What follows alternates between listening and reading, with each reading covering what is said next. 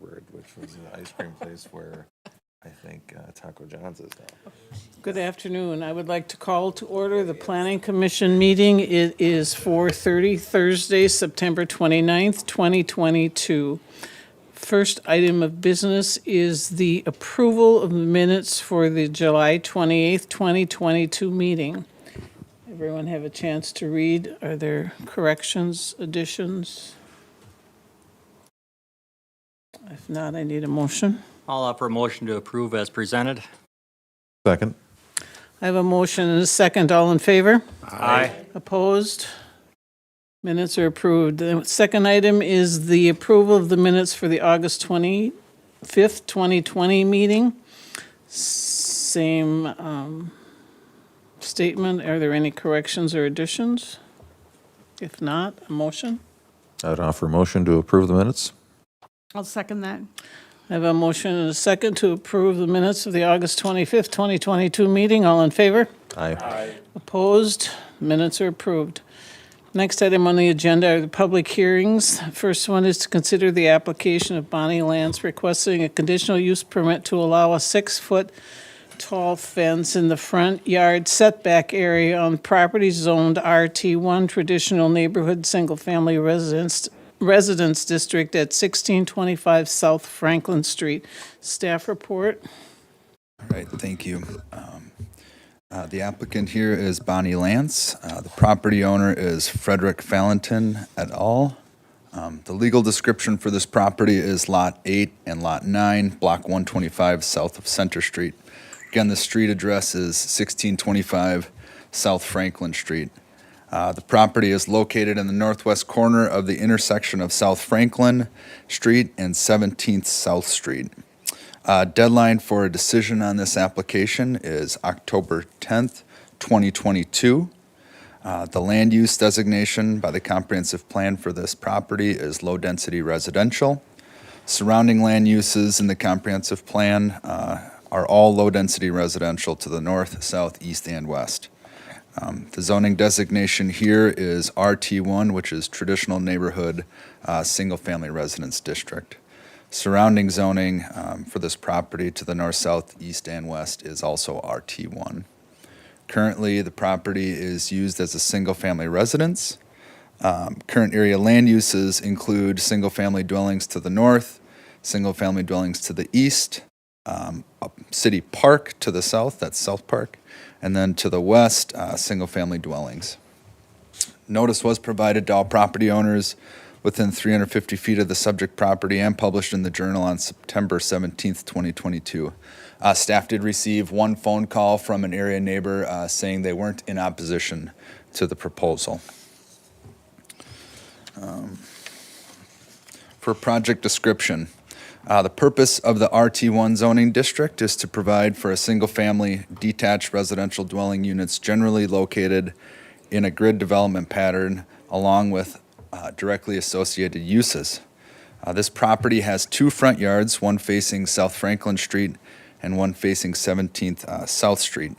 So in our zoning ordinance, when a property has 2 front yards or is a corner lot, the opposite property lines are considered side yards or side lot lines. And I'm just going to show you on a map here what I'm talking about. So in this applicant's case, Franklin Street South Franklin is considered a front yard. 17th South is considered a front yard. Therefore, this line and that line would be considered side yards for that property. Section 10.3EB states that fences not exceeding 48 inches in height may be located within the front yard setback area. The applicant, in this case, has installed a 6-foot tall fence in the front yard setback area, 26 feet from the front yard property line on the 17th South Street side of the property. Appendix A of the zoning ordinance requires that any fence located within the front yard setback area may be a maximum of 4 feet in height. Other than the 6-foot height in the front yard setback area. The fence is in compliance with all other fence regulations. Section 13.2 of Appendix A describes a front yard as an open, unobstructed yard extending along the full width of the front lot line between the side lot lines, extending from the abutting street right-of-way to a depth required in the setback regulations for the zoning district in which such a lot is located. In this situation, the applicant was not aware that their property has two front yards, or that both the Franklin side and the 17th South side would be considered front yards, and was just under the impression that the front yard of their property was where their street address would be located. In this case, they believe their front yard of their property is facing Franklin. Also in this situation, in this particular application, you'll notice on the actual conditional use permit application that's in your packets, they submitted their application on August 10th. There's new notice in requirements with the Journal, and they moved up their deadline for when they need to have legal notices published. So the applicant submitted their application August 10th in the afternoon, and we had to have it to the Journal on August 10th in the morning. So that's why it's coming to this last Thursday in September meeting. And we discussed that with the applicant after this whole situation happened. I was not aware of that When you submitted it. change, yeah. When you submitted it, and then Bonnie, when Bonnie had asked about it, why didn't it go to the August meeting, I explained to her the situation. Right. So the applicant stated in their application that the purpose of this fence is to protect her vegetable garden from deer. The application also provides that the following information on the project. 1, our backyard is a feeding haven for deer. 2, it's a beautiful fence with white composite with lattice on top. I have already purchased the fence. Having a garden to grow vegetables is important to me. And lastly, my request is to allow me or grant me the opportunity to have a complete 6-foot tall fence around my backyard so I can keep the deer from eating my vegetables in the garden. It is only about a 6 to 10 foot span, which he's referring to in her front yard setback area. In this case, it would actually be 4 feet into that front yard setback area. So, project considerations. In order to recommend approval of the permit, the commission will need to determine that the request complies with the review criteria found in section 2.4D4 of Appendix A of the City Code. The criteria can also be found in the attached finding of facts form. The Planning Commission and City Council must make an affirmative finding on all criteria listed above in order to grant the conditional use permit. The applicant has the burden of proof to show that all the criteria have been met. There were 7 attachments with this request. 1 is the application and site building plan. 2 is the site location map. 3 is the zoning map. 4 is the site map. And I'm going to pull attachment number 4 up here.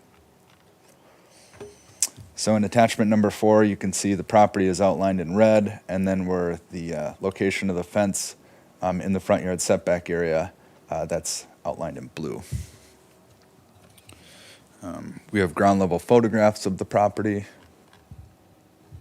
So there is the fence as it's installed today. And then we have attachment number 6, staff's response on the findings of fact form, and attachment 7, the findings of facts form. So the staff recommendation was, to see the findings of fact form. In the last meeting, I actually read through the findings of fact, the criteria, and then staff's response to them, and I could do that tonight if you would like. I'm going to ask the commission if they want to do it now or if they want to do it when we have to review, so it's only read through once. Otherwise, we're reading through it twice. Once is fine with me. I've Once already looked at it. Once is so- fine, so we'd prefer that we do it after the public hearing is closed. Okay. And then we additionally, the last attachment number 7, was a blank copy of the findings of facts form. If approved, staff would recommend 4 conditions. One is that the applicant/property owner will pay the cost to record the permit with the Brown County Recorder's Office. 2, the fence will be regularly maintained and not become or remain in a condition of disrepair or constitute a nuisance. 3, the fence shall not adversely impact the use of the alley by pedestrians and vehicular traffic. And then 4, the permit is limited to the location and dimensions of the newly installed fence located in the front yard area on the 17th South Street side of the property. We did include 2 potential motions, one to approve the request and one to deny the request. That would conclude the staff report. Thank you. Does anyone have any questions for John, or does anyone have any questions for Bonnie, as long as she's here? No, we're fine? I'm fine. Did you want to say something, or are you fine with us proceeding? All I know is I talked to most of my neighbors. Would you go up to the microphone, please, and then introduce yourself and state your name and address? Bonnie Lance, 1625 South Franklin. And I just want to say that I did talk to most of my neighbors in the area, and they're all just fine and dandy. They don't care about the fence. As a matter of fact, when they got the letter, they actually asked me if I'm putting up another fence. And I said, no, I am not putting up another fence. They're a little bit confused about the letter when they received it. So I just, I love the fence. I think it's beautiful, and I think it adds a lot to the property, and it's going to add a lot to the value of, for me, to have a garden back there, and I have 2 dogs that need to be kept inside and a fence, so that's why I needed a 6-foot fence, not a 4-foot fence. Thank you. Thank you. Okay, if no one else has anything, questions, I'm going to close the public hearing portion of the meeting, and then you can read we can go through the fact-finding sheets. Okay. Again, I'm going to ask everyone to make their comments as John reads through each statement so that we can get through this a little more quickly. Thank you. Okay. Ready for me to start? Yes, Okay. please.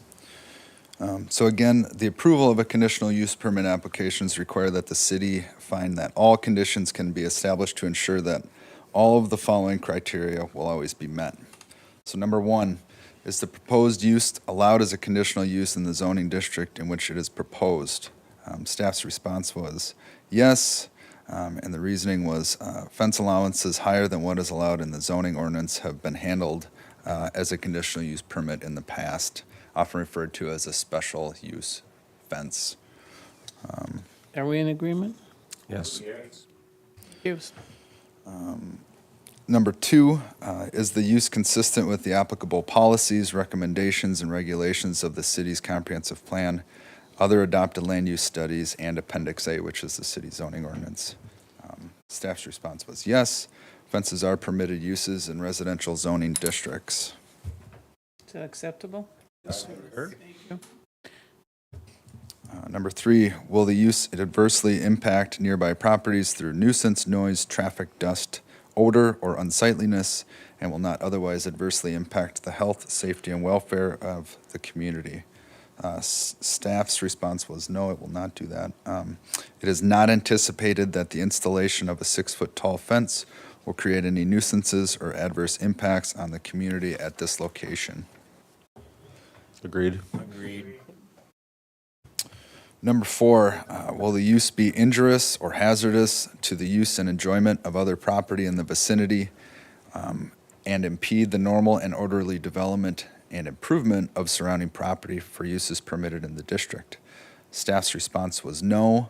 The installation of a 6-foot tall fence will not impede the normal and orderly development of the area. The surrounding area has already been developed. Agreed. Agreed. 5, will the use be designed, constructed, operated, and maintained in a manner that is compatible in appearance with existing or intended character of the surrounding area? Staff's response was yes. The applicant's proposal of a white vinyl fence is compatible in appearance with the existing or intended character of the surrounding area. Agreed. 6, the use will not substantially diminish or impair the value of neighboring properties. Staff's response was yes, that the use, it's anticipated that the use will not affect surrounding property values. Agreed. Agreed. Number 7, that the site is adequately served by and will not impose a burden on essential public facilities and services, including utilities, streets, drainage, police and fire protection, and schools. That question really isn't applicable to this situation, but I would note that it doesn't impede, this location of the fence doesn't impede the site and safety triangle that would be at the intersection of the alley and 17th South. Number 8, will the development and operation of the use create an excessive additional requirement at public cost for facilities and services that will be detrimental to the economic welfare of the community? Staff's response was no. The use will not create any additional requirements to public services or facilities or be detrimental to the economic welfare of the community. Agreed. Agreed. Number 9, have adequate measures been taken to minimize traffic congestion in the public streets and provide for adequate on-site circulation of traffic, parking, and loading spaces? Staff's response was, I guess, yes. This use will not require any additional parking or traffic regulations. Agreed. Agreed. Agreed. Traffic, yeah. Number 10, will the use result in the destruction, loss, or damage of natural, scenic, or historic features of major importance in the community? Staff's response was no. The fence is installed in an existing manicured lawn. Agreed. Agree. Number 11, have impacts such as noise, odor, hours of activity, outdoor lighting, and site pollution been sufficiently addressed to mitigate impacts on nearby uses? The staff's response was yes. It is not anticipated that the installation of a 6-foot fence will have any impacts on nearby properties or uses. Agreed. Agreed. Number 12, do the benefits of the use outweigh the potential negative effects to the surrounding community? Staff's response was yes. The applicant has requested a CUP to build a 6-foot tall fence in order to keep deer out of her garden. Agreed. Agreed. 13, will the use be required to adhere to any additional criteria outlined in section 9.2 for the proposed use? Staff's response was no. There are no additional requirements for this use outlined in section 9.2. Agreed. Agreed. And that's the end of the findings of fact for this one. Okay, at this time, I'm going to ask if there are any other questions, any of the staff about the report. I need a motion. Motion to approve as stated with the conditions as stated. Is there a second? Second. I have a motion and a second to approve with conditions. Are there any other questions? If not, all in favor? Aye. Opposed? Motion is carried. Dave, when does this go to the council? Next meeting? Yeah, it goes October 4th. October 4th. So next Tuesday at 4:30 p.m. Thank you. Thank you for your appearance. What's sharp? It does look nice, yeah.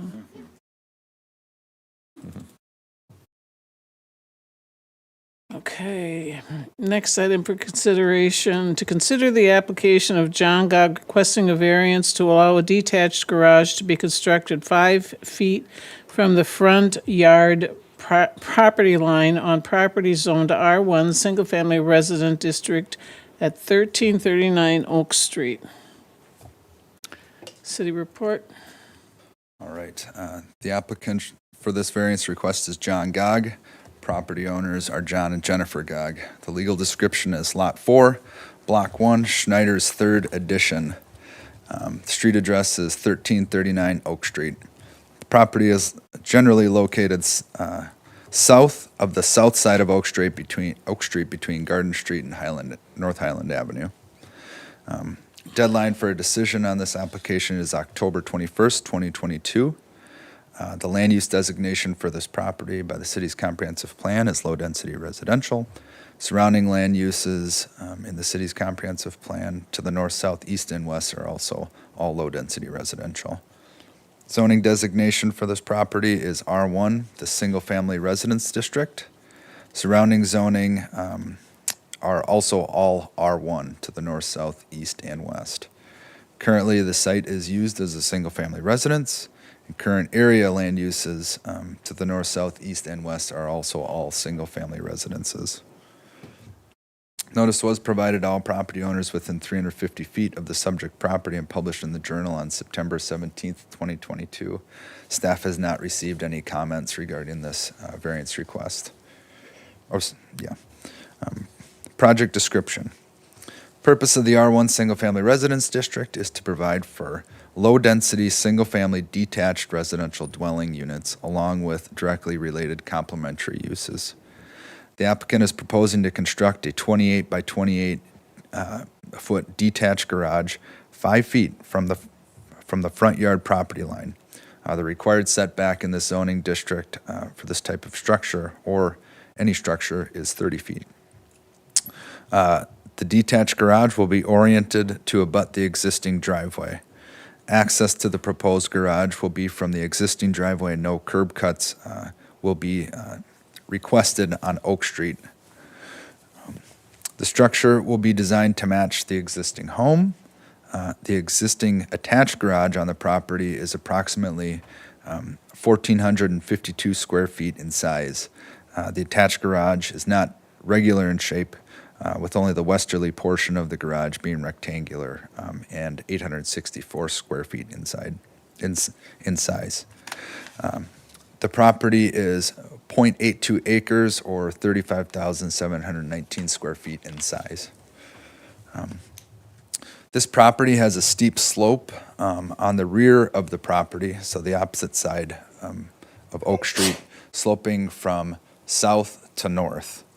The slope from south to north is approximately 37%, so that measurement is based off of our LiDAR data that we have, which can give us topographical lines. So it's roughly a 37% slope and an elevation difference of 20 feet from the rear of the lot to the front of the lot. The lot does have a unique shape in the fact that it has 5 sides, with the street side being on a curve along Oak Street. The lot dimensions, it has lot dimensions of 50 feet in width to the west, and then a width of 210 feet to the east. The property shape can be seen in attachment for the site map, and I'll just pull that up for everybody.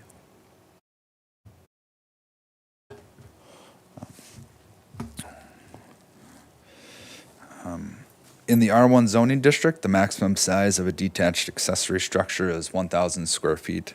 Currently, I don't believe there are any detached accessory structures on the property. The applicant provided the following information on the project regarding the location of the garage. There is almost 200 feet to our west where there are no homes built. They responded, the size and the shape of the lot along with the hill are unique to the property. They also added that the hillside precludes us from moving the garage further to the south. Staff's evaluation can be found in attachment 6, which is the staff's response to the findings of fact form. So again, for project considerations, in order to recommend approval of the variance request, the commission will need to adopt findings of fact and recommendations using the review criteria as provided on the findings of fact form in attachment 7. Again, the Planning Commission and City Council must make affirmative findings on all variance criteria in order to grant the variance request. The applicant has the burden of proof to show that all the criteria have been satisfied. With this report, we had 7 attachments. Number 1 is the application and site and building plan provided by the property owner. Number 2 is the site location map.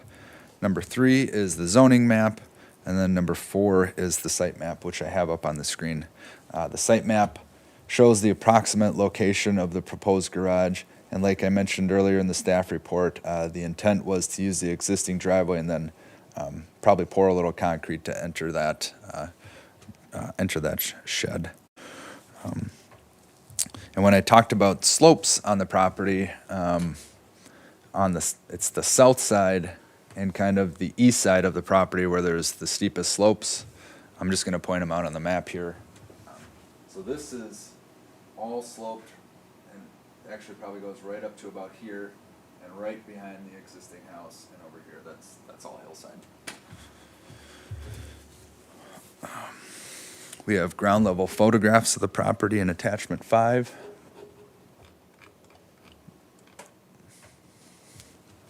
It's a really difficult property to take pictures of, so you can't get the full breadth of this one unless you drive by. A really. nice picture of the city vehicle, though. Right, exactly.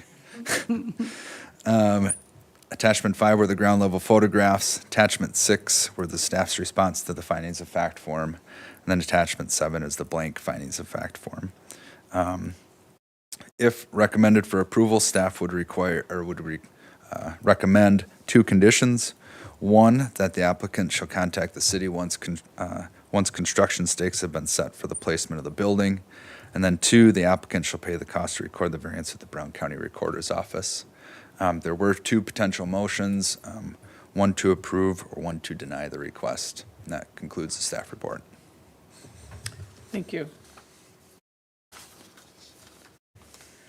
Are there any questions for the staff at this point? Are there questions for Mr. Gog?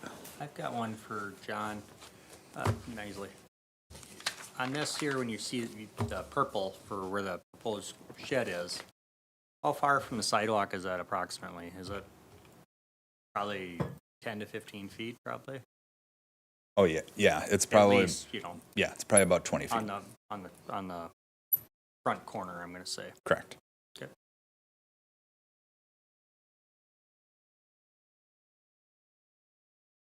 David? I have a question. Will the garage block visibility of cars coming down Oak Street from seeing traffic coming out of the garage? It's a good question. I would have to ask the city engineer that question. I certainly can do that.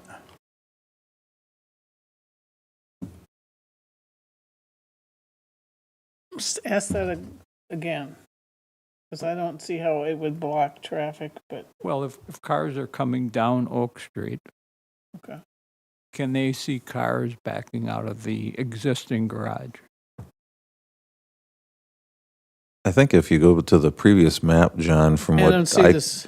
yeah, I guess it's just my opinion, of course, but I go up and down Oak Street myself quite a bit since we live up on the hill. But by the time I'm coming around that turn, if there's a car coming out of the existing garage, it's got quite a bit of driveway to go through before it reaches the street. It looks like it would be visible to me. I guess I'd have to relate it to just like a fence, you know, where you'd have it on a 45 and you're already probably 15 feet on that corner. You would have ample, you know, space.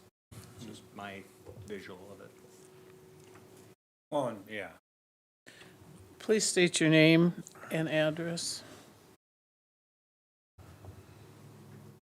John Gog, 1339 Oak Street. I feel I need to comment a little bit about that. I mean, the bottom line is this is a nightmare, okay? People come flying down this hill. We don't back in here. The garage is, or the driveway is big enough for us to come out and turn around, and that would be the theory here as well. But you don't want to back in here. They're coming down this hill so fast. I wish there was something you guys could do to slow them down, but it's, even when I moved in. Yeah, I was going to say speed bumps. It's not even winter yet. No, I get it. The owner actually said, don't put your mailbox here because it won't stay. So he had his here and I put mine there, and that's because he had his taken out enough time. Now, when people are coming down the hill, they're looking left for traffic, and this is way out of the way. So I don't see this impeding vision, and we did, I think, talk about it, because that was a concern. I think if I was in the inside of the corner, I see what you're looking at in terms of vision, but I don't know how that could be a problem, given we're on the outside of the curve. Any other questions? Kind of, I see. Yeah. Are you going to be digging into the hillside? Oh yeah. If we're still, even at this corner, the earth is gonna probably be 6 feet up. So the back walls of the garage will be retaining wall, as is this, this currently is all retaining wall. The earth is probably up on the garage 6 feet right here. And over here, so their intent was probably to make the full 8 feet retaining wall. Because we may want to put a little swale in there to kind of direct the water around it. So, yeah, no, our concern with trying to put it in the hills, it would have been, you've heard of earth homes, it would have been an earth garage. And that's why we're here with the request today, so. Okay. Is there any other question or comment for either John? No. Sorry, thank you. Thank you. If there are no further questions, I'm going to close the public hearing portion of the meeting. Have you completed yours? Yes. Okay. So that I can close the public hearing portion and we can go on to the questions. Let me get to that, please. This is a long.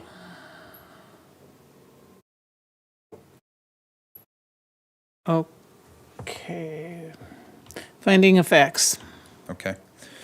So a variance may be granted only where the strict enforcement of the city zoning controls will result in a practical difficulty due to the circumstances unique to the individual property under consideration. A decision on a variance request shall be based on the following criteria. 1, is the variance in harmony with the purpose and intent of the city zoning ordinance? Staff responded yes. The applicant is proposing to construct a residential structure in a residential zoning district. The topography of the site does not allow for the front yard setback to be met. I would agree. Agreed. Agreed. Number 2, is the variance request consistent with the city's comprehensive plan? Staff's response was yes. The applicant is proposing a structure consistent with other low-density residential structures in the area. Agreed. 3, does the proposal put the property to use in a reasonable manner not permitted by the city zoning ordinance? Staff responded yes. The proposed detached garage is to be placed in a location where there is a small amount of flat land on the property. The remainder of the property is steeply sloped. Agreed.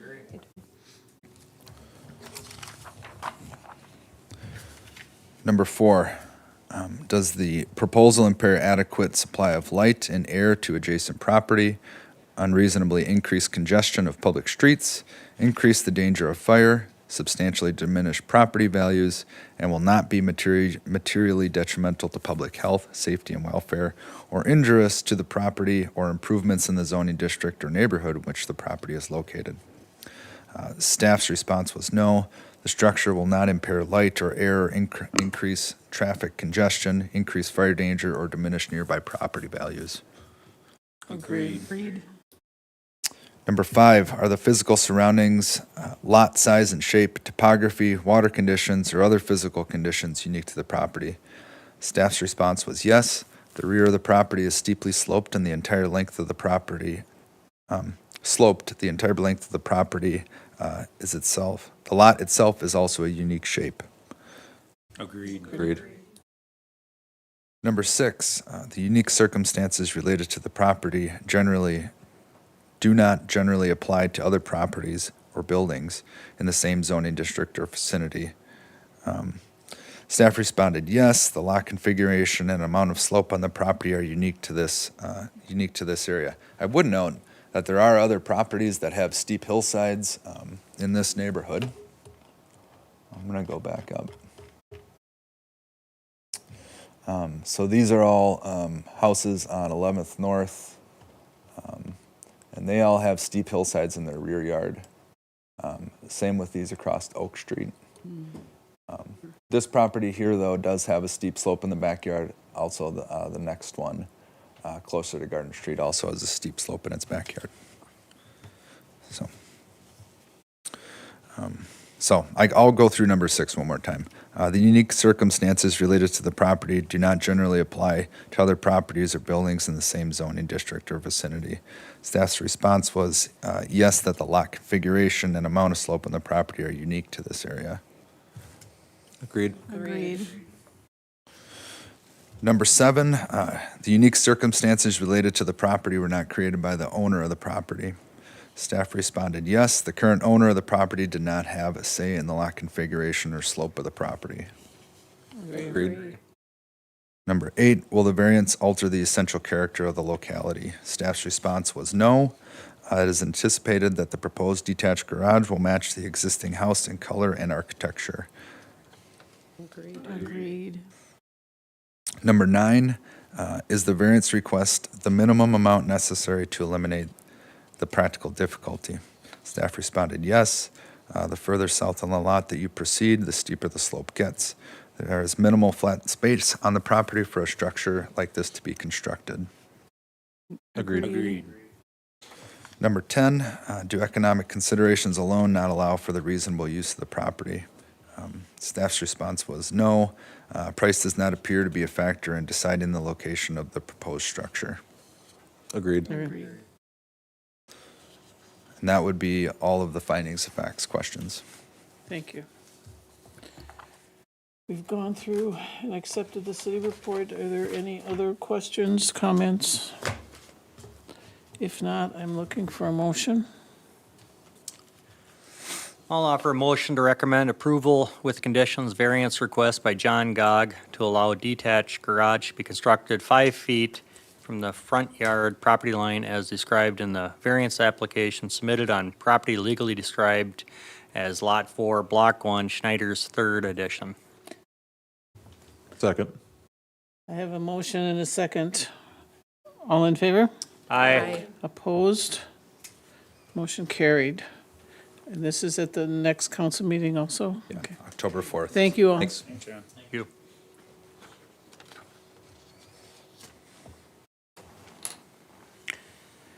Next item for public hearing is to consider the application of Kristen Hanvik. Did I say that right? Hanvik?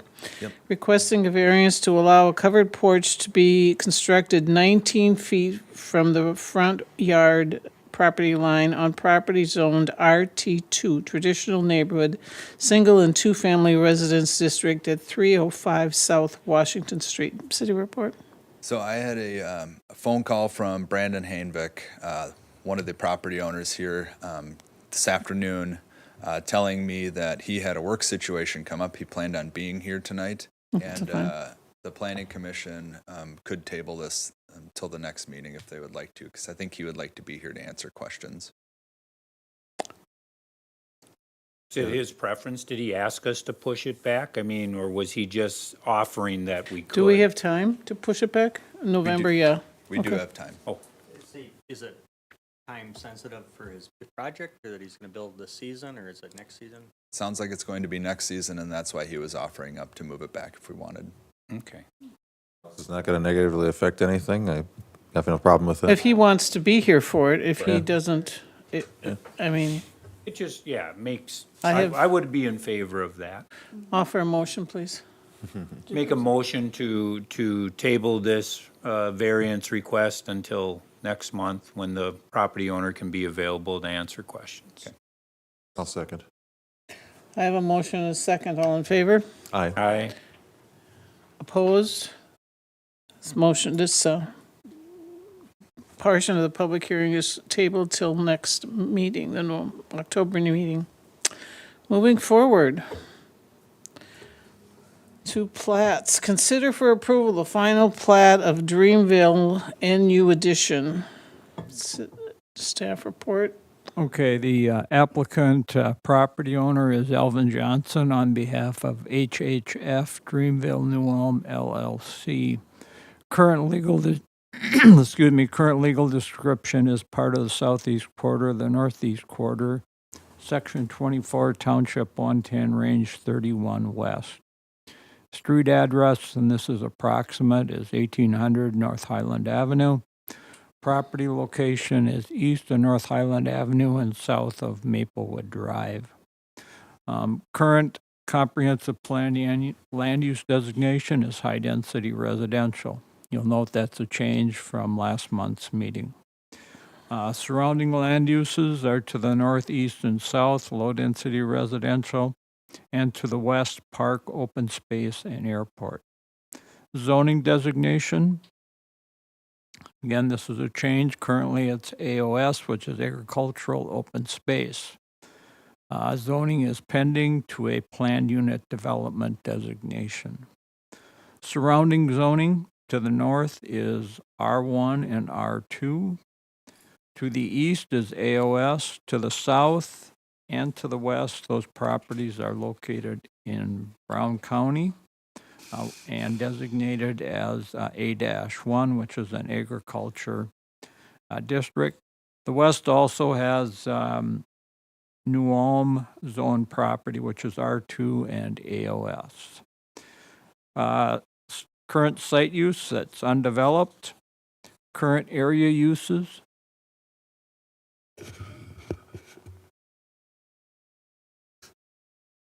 Current area uses to the north is single-family residence and twin homes. To the east is undeveloped property and gravel mining.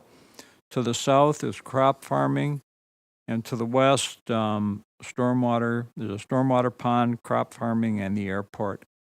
Notice none is required. Public comment, none to date on the plat. Status of utilities, they are located in North Highland Avenue and Maplewood Drive. Park area, the comprehensive plan does not recommend a park within the platted area. Project description, or in this case, plat description. The total area of the property is 7.61 acres. The plat will consist of one lot and Ryan Road right-of-way. Lot 1 has 7.45 acres. Ryan Road is 0.16 acres. The property directly abuts North Highland Avenue to the west and Maplewood Drive to the north. The property dimensions are as follows. The north property line is 1,060 feet. West property line is 337.93 feet. South property line is 969.98 feet, and the east property line is 242.99 feet. The Ryan Road right-of-way is 30 feet wide. This right-of-way abuts Boundary Street, which is also 30 feet wide. So the total combined right-of-way is 60 feet. Effective September 21st, 2022, the property was annexed into the city of New Ulm.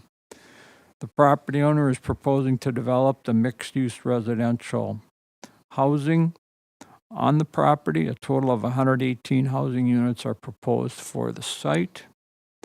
The applicant is proposing to start grading of the property in the fall of this year. Construction of the housing on the property is scheduled to start in the spring of 2023. Status of conditions, and there were a total of 7. Pay the platting fee of $205. That payment is pending. Pay the parkland dedication fee of $1,050. That payment is pending. Provide an electronic file of the plat in an AutoCAD 2016 or newer format. That notice has been provided to the land surveyor. Enter into a development agreement. The agreement is pending. Resolution approving the plat will be filed with the Brown County Recorder's Office. The filing is pending upon the approval of the final plat by the City Council. The plat will be approved and filed with Brown County by December 1st, 2022. That filing is pending. We'll note that we did advise the property owner of that requirement. And then provide a 10-foot wide utility easement on the perimeter of Lot 1, and that easement has been provided. There are 2 attachments. Attachment 1 is the final plat, and that is currently on the screen. And then attachment 2 is a site location map. Staff recommendation, we'd recommend approval of the final plat with conditions since it complies with city code requirements. As far as recommended conditions, you should see the status of conditions, and they still need to complete condition 1, 2, 4, 5, and 6. Then 2 motions are provided, one to approve the final plat and one to deny the final plat. That would conclude the staff report. Thank you. Are there any questions for the city?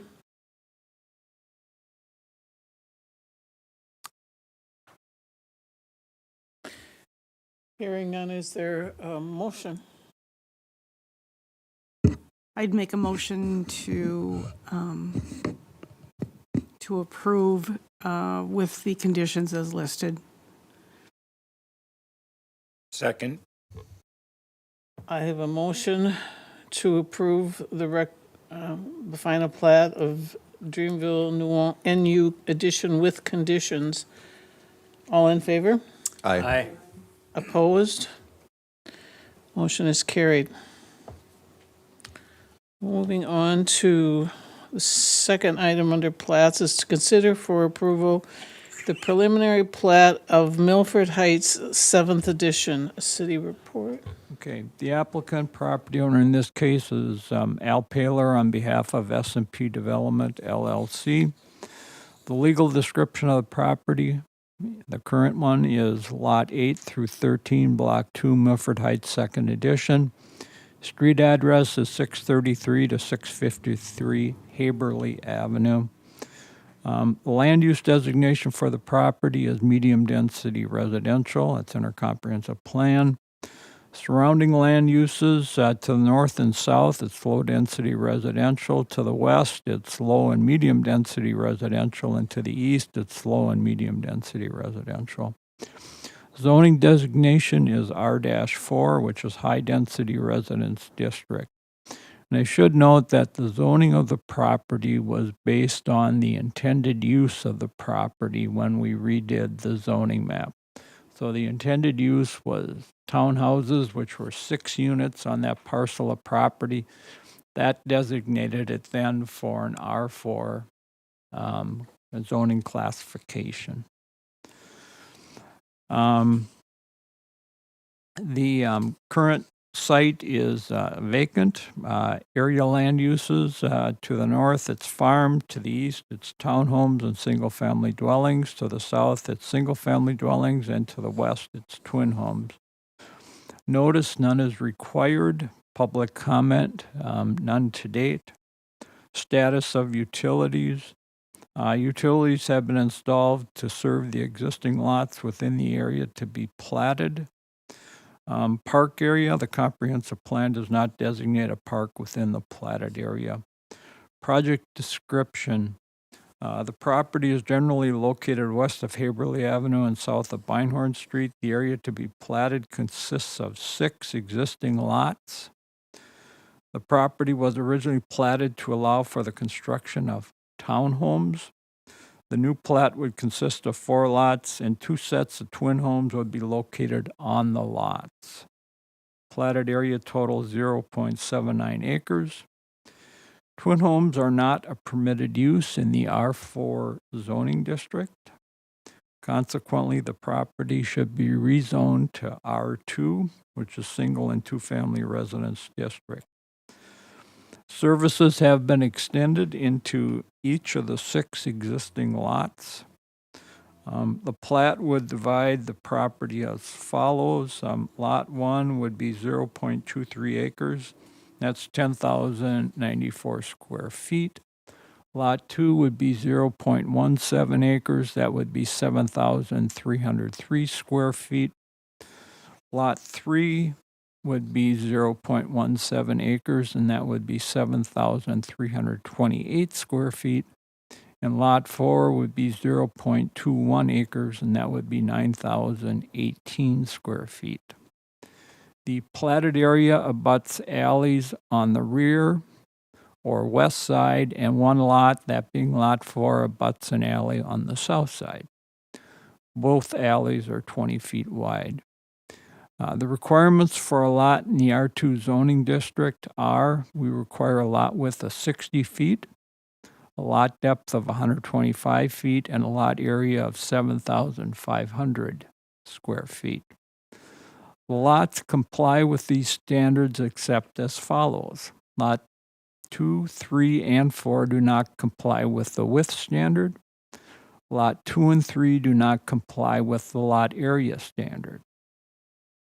Section 411 of Appendix A of the City Code allows a 0-foot interior side yard setback to accommodate a twin home in an R2 zoning district.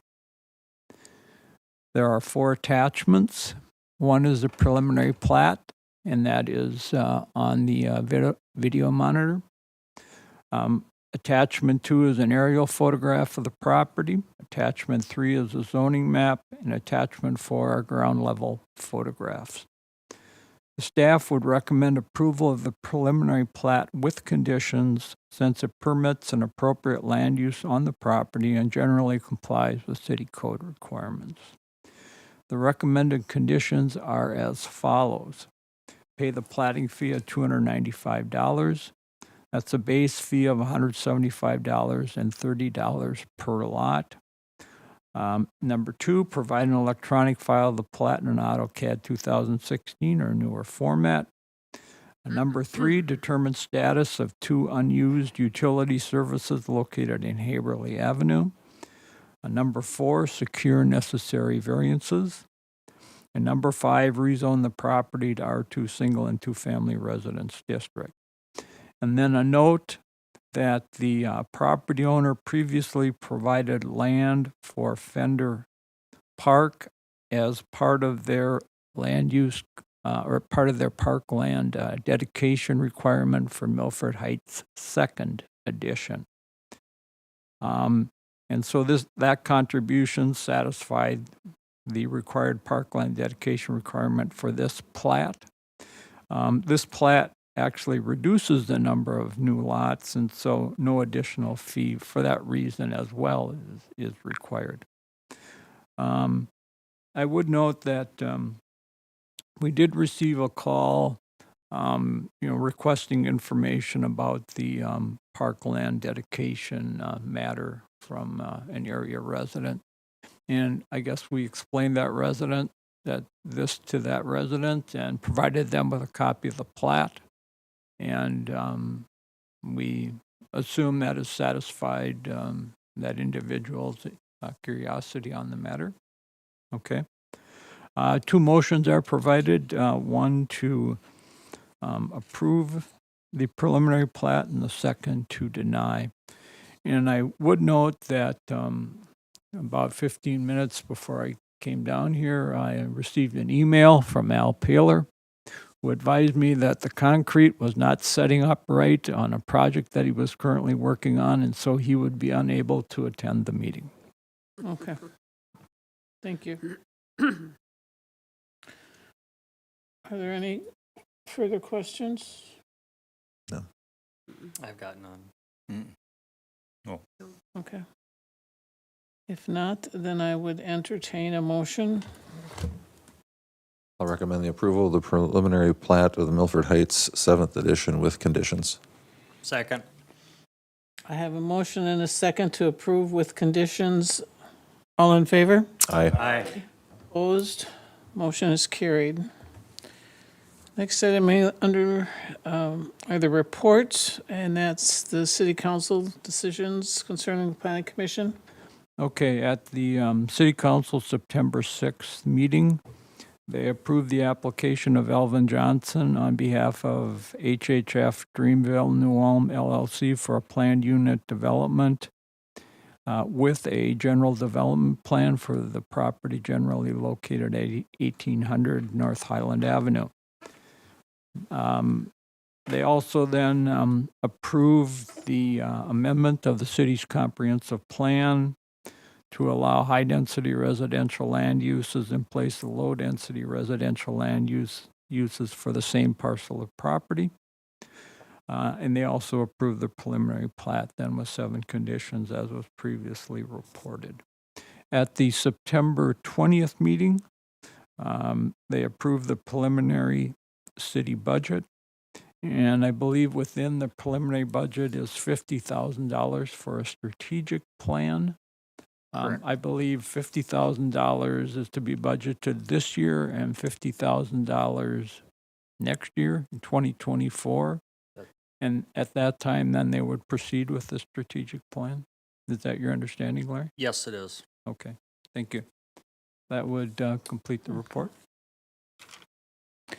Heritage preservation? Oh, I'm sorry, That's okay. one other item. Sorry, Ellen. He hasn't moved. Noticed. Regarding the comprehensive plan. So, a couple of items that I want to make you aware of. A press release on the 4 days of rapid planning design workshops will be going out next week. And that's to notify the public. The workshop is going to be held Wednesday, October 19th to Saturday, October 22nd. So it'll be a half day on Wednesday and a half day on Saturday. They'll be held at the the city community center, and so there's a separate room that has been set aside for them. They are going to be inviting people to walk in the morning on Thursday and Friday to comment on the comprehensive plan and to Thursday and Saturday or Thursday and Friday? Thursday and Friday. Friday? And just to provide thoughts and informations and input on the process. Again, the rapid planning workshop, they're looking at 4 areas. One is the downtown, the second is Upper Cottonwood, the third we've decided to refer to as East Airport. So that's the area from the airport east, basically, it goes down to North Garden. And then the final area would be Northwest New Ulm / Milford. So it includes part of Milford Township. It also includes northwest part of the city of New Ulm. There is a project steering committee meeting scheduled for October 12th. You should have all been notified of that. It's at 4 o'clock. It's by Zoom. We also will be, John and I will be at the PUC in their conference room if any of you wish to join us to participate in the meeting. So that's an option that you have. It's up to you. We've had preliminary discussions with them about the second survey, so that's still kind of in its formative stage. They right now are kind of focusing on this, the design workshops that are going to be taking place. Shortly, there will be posted on the website the results from the answers to the survey questions, and they have 3 different groupings. One is the July 13 Project Steering Committee results. The second is the first survey from community residents that was, advertised and then went out in the utility bills. And then the final was the August 10th. That was the public workshop held down at the middle school. And it's rather lengthy, and there's they grouped them by subject matter and then listed all of the responses. And so if you've got 4 days and are looking for something to do, I think that's about how long it's going to take. I think that's an you to get excellent through it. thing to have, though. I mean, I'm glad that many people responded. Yeah, well, there's a lot of them there. Now, one of the things that they did do is that if someone responded with maybe 2 or 3 different thoughts on different topics, they would put that one in each topic location. So that maybe enhance the length of some of it. But John, that is anticipated to be available Tomorrow. tomorrow. Okay. And that'll be on the city's website or on the... Yeah, on the city's homepage, we have the 2022 comprehensive plan. You can click that icon and it should bring you there. Okay, I have one additional item. And it goes back to Al Paler's preliminary plat. He had hoped to get started on his project in constructing at least one set of twin homes this fall. And in order to do that, he needs to secure approval of the rezoning and the variances. And if we take those items up at your October meeting, he's probably going to run the risk of not being able to get started. So, one option that's available is and this is strictly up to the commission, what you want to do, is to hold a special meeting, and we would, due to the publication requirements for the public hearing notices that have to go into the newspaper, it would have to be on Monday, October 17th. So, I guess we can send out a doodle, but we would need to have you respond almost immediately, because we have to get it into the newspaper by next Tuesday, I think. Tuesday. So, if you could let us know, we need So it's a meeting just for that one item. it'd be for the variances and it would be for the rezoning. Yeah, but it is not, we still have the regular meeting at the end of the month. We're still having the regular meeting at the end of the month, and we probably will take the final plat at the same time. Okay. Take all of them together. So let us know what you think. Are you sending out a doodle? I can send out a doodle. You can tell me your responses right now, or Monday is fine with me, but everybody else probably needs to consult calendars. okay. Then I'll Same time. 4:30. 4:30. I'm available. I'm available. I'm available. I'm available. So you just doodle Ashley in. I'm available as well. We'd have enough for a quorum, it sounds like. Yeah. Okay. So I'll follow up with Ashley. Yeah. I would note that we may not be in this room, though, because I think the HPC has it. If they have, yeah. Okay, but we're going to have to publish the public hearing notice and give a location. So if, you probably won't know whether you have an agenda or not, or a meeting or not, until later. So we're probably going to have to find another location.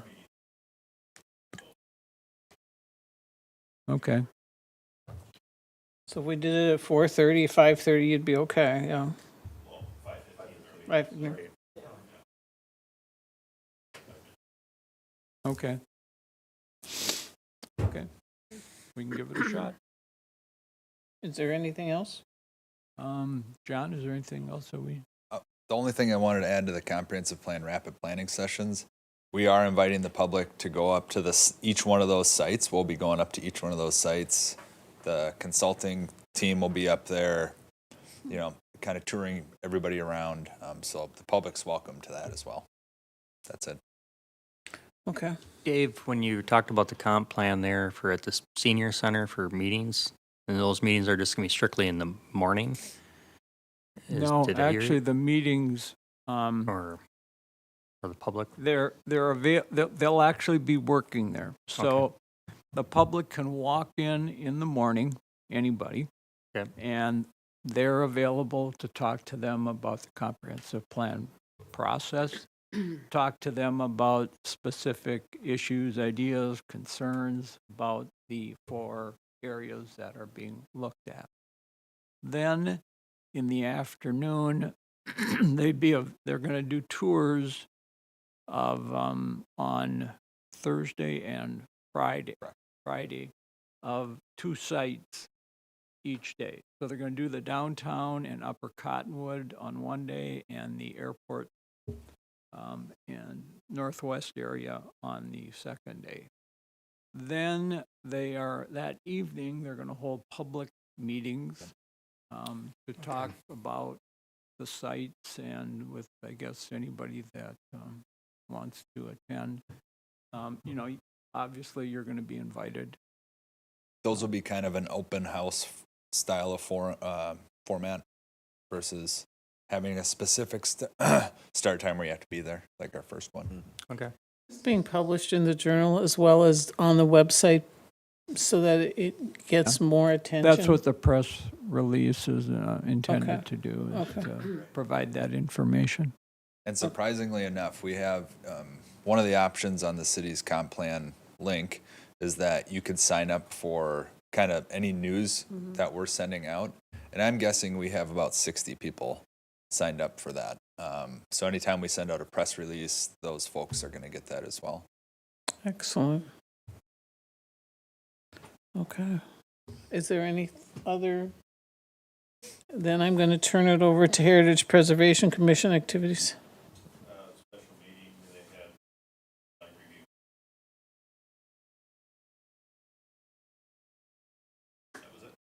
That's it? That's just the mural.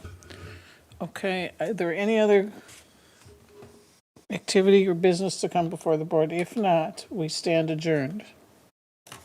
Thank you all for coming.